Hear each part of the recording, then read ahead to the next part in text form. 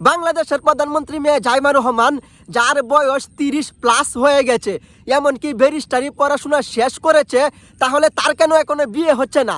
নাকি তার গোপনে বিয়ে হয়ে গেছে? এরকম একটি ধারণা, চিন্তা ভাবনা আমাদের সকলের মনে আসলে ঘুরপাক খাচ্ছে।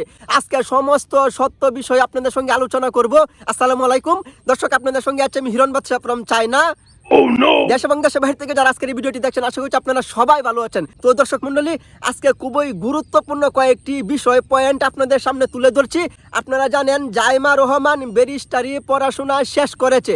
আসলে আপনারা চিন্তা করেন, একজন স্টুডেন্ট সে জেনারেল লাইনে পড়াশোনা করুক বা MBBS ডাক্তারি লাইনে পড়াশোনা করুক বা উকালতি লাইনে পড়াশোনা করুক, সে কিন্তু ডিগ্রি কমপ্লিট করতে যে কোনো লাইনে পড়াশোনা করুক না কেন, ডিগ্রি মাস্টার্স কমপ্লিট করতে কিন্তু আসলে একজন স্টুডেন্টের মিনিমাম 25 থেকে 26 বছর চলে যায়। আর মাস্টার্স ডিগ্রি গ্র্যাজুয়েশন কমপ্লিট করার পরে সে যে বিষয়ে গ্র্যাজুয়েশন অর্জন করেছে, সেই বিষয়ে আরও দক্ষতা অর্জন করার জন্যে তাকে কিন্তু সেই বিষয়ের পিছনে আরও কয়েক বছর সময় ব্যয় করতে হয়, আরও কয়েক বছর কিন্তু স্টাডি করতে হয়।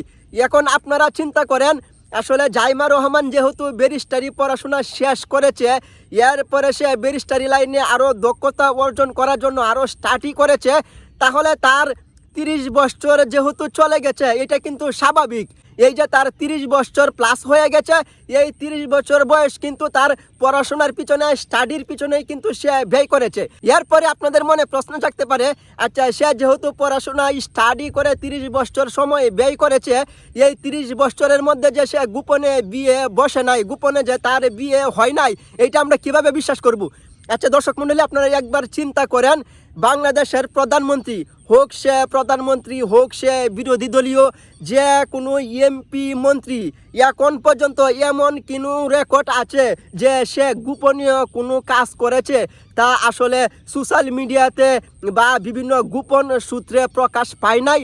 সরকার দলীয় বা বিরোধী দলীয় যারা আছে, তাদের পিছনে কিন্তু সবসময় বিভিন্ন রকমের গোয়েন্দা চক্র, হ্যাকার চক্র কিন্তু সবসময় লেগে থাকে। যদিও গোপনীয়ভাবেও 30 বছরের মধ্যে পড়াশোনা চলাকালীন সময়ে যদি জাইমা রহমানের বিয়ে হয়েই যেত, তাহলে কিন্তু যে কোনো গোপন সূত্রে, যে কোনো গোয়েন্দা সূত্রে, যে কোনো হ্যাকার সূত্রে কিন্তু অলরেডি ইতিমধ্যে আসলে জাইমা রহমানের বিয়ের বিষয়টি কিন্তু সোশ্যাল মিডিয়াতে সব জায়গায় কিন্তু ইতিমধ্যে প্রকাশ পেত। যেহেতু কোনো গোয়েন্দা সূত্রে, কোনো হ্যাকার সূত্রে এখনও পর্যন্ত জাইমা রহমানের বিয়ের বিষয়ে কোনো কিছু বলতে পারে নাই, কোনো কিছু প্রকাশ পায় নাই, তাহলে আমি আমার জায়গা থেকে 100% শিওর যে বাংলাদেশের প্রধানমন্ত্রীর মেয়ে জাইমা রহমানের এখনও বিয়ে হয় নাই।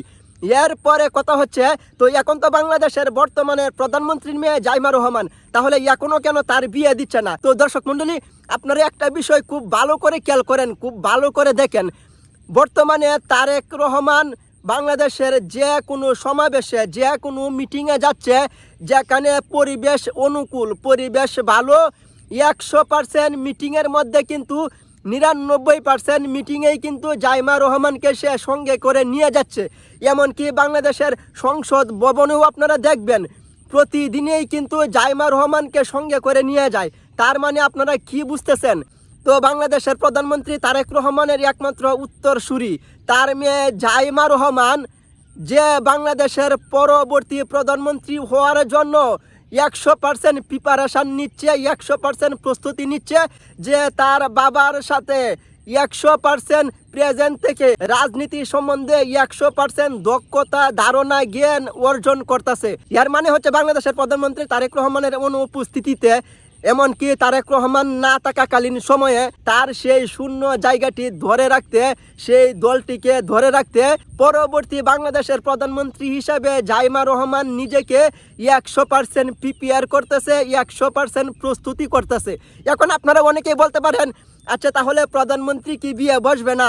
হ্যাঁ, অবশ্যই বাংলাদেশের প্রধানমন্ত্রী সে পুরুষ হোক নারী হোক সকলেরই বিয়ে হবে। হ্যাঁ, আপনাদের মধ্যে অনেকেই আছেন জাইমা রহমানকে নিয়ে স্বপ্ন দেখেন, জাইমা রহমানকে বিয়ে করতে চান। হ্যাঁ, আসলে স্বপ্ন তো সবাই দেখে, যেরকম মনে করেন আমিও স্বপ্ন দেখি যে আমিও জাইমা রহমানকে বিয়ে করতে চাই, কিন্তু বিয়ে শাদী হচ্ছে উপরওয়ালা আল্লাহ যার সাথে যার জুরি লিখে রেখেছেন তার সঙ্গেই কিন্তু তার বিয়ে হবে। আর একটা কথা মনে রাখবেন, জাইমা রহমানকে যে বিয়ে করবে সে কিন্তু খুবই খুবই ভাগ্যবান, খুবই খুবই সৌভাগ্যবান, কারণ সে কিন্তু একসাথে রাজত্ব রাজকন্যা দুইটাই কিন্তু সে একসাথে পাবে। তো দর্শক মণ্ডলী, জাইমা রহমানের পড়াশোনা থেকে শুরু করে এখন পর্যন্ত আমি জাইমা রহমানের সম্বন্ধে যে আপডেটগুলো বলেছি সেইগুলো কিন্তু আমার নিজের ধারণা থেকে, আমার নিজের অনুমান থেকে বলেছি।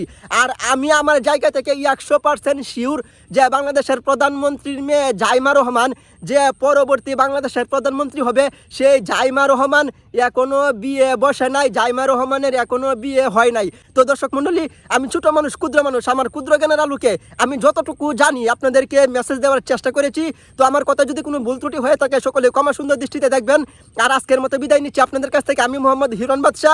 দেখা হবে নতুন কোনো ভিডিওতে, ততক্ষণে সবাই ভালো থাকবেন, সুস্থ থাকবেন, নিরাপদে থাকবেন, আর হ্যাঁ, সবাই মা বাবার সেবা যত্ন করবেন। আল্লাহ হাফেজ।